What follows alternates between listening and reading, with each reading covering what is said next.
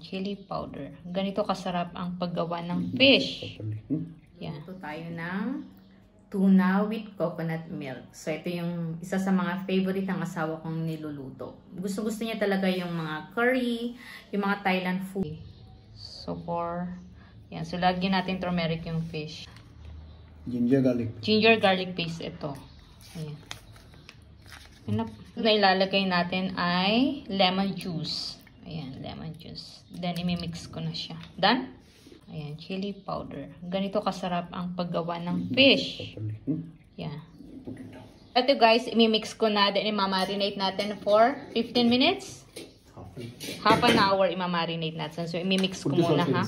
So guys, na-mix ko na lahat yung ingredients. So, ngayon, imamarinate natin to or ibaba. Ito yung dadagdag natin ingredients. Ito yung coriander. Parang cilantro sa Pilipinas. Then, etong garlic na to, then dalawang onion, then ilalagay natin lahat sa mixie, okay? Para mas masarap yung tin natin. Hindi ko alam kung ilan, pero organic coconut milk ang yung coriander, onion, and then lalagyan natin ng grated coconut. So, ito yung magiging gravy natin. May chilies, may garlic, may grated coconut, may ginger, then coriander. At saka yung nasa loob ay yung onion natin. So, itong magiging gravy ng ating fish, okay? Okay.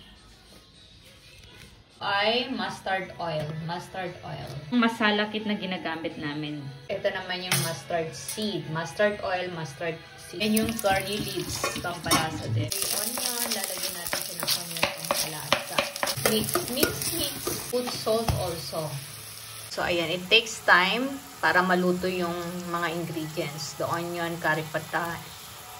Lagyan natin ulit ng turmeric and chili powder. Mix. Yummy na, diba? Sobrang sarap na. Next, ang ating coconut gravy.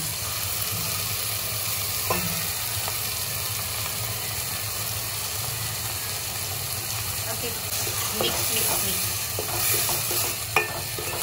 Ganyan talaga ang Indian food. So, ang gagawin natin ay lulutuin natin mabuti yung gravy para mas masarap yung lasa nito kapag inihalo mo yung isda.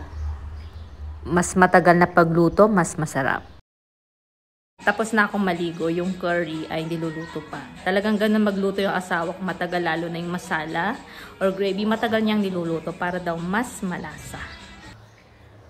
Dahan-dahan lang yung paglalagay natin ng tuna rito para lahat ay ma-absorb yung gravy.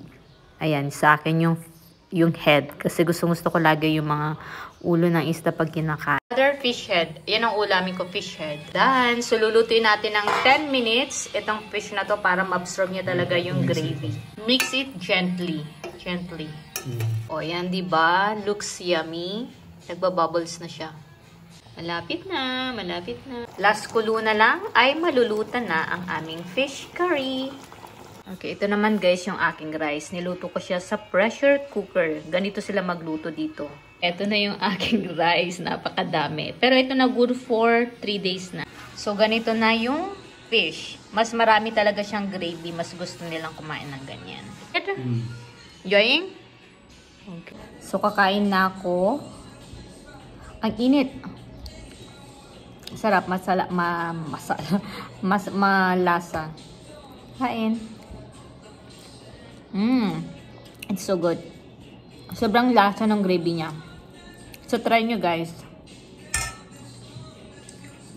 Dito talaga sa India, laging nakakamay. Mas masarap kasi para sa Pilipinas, diba? Okay, bye-bye. Thank you.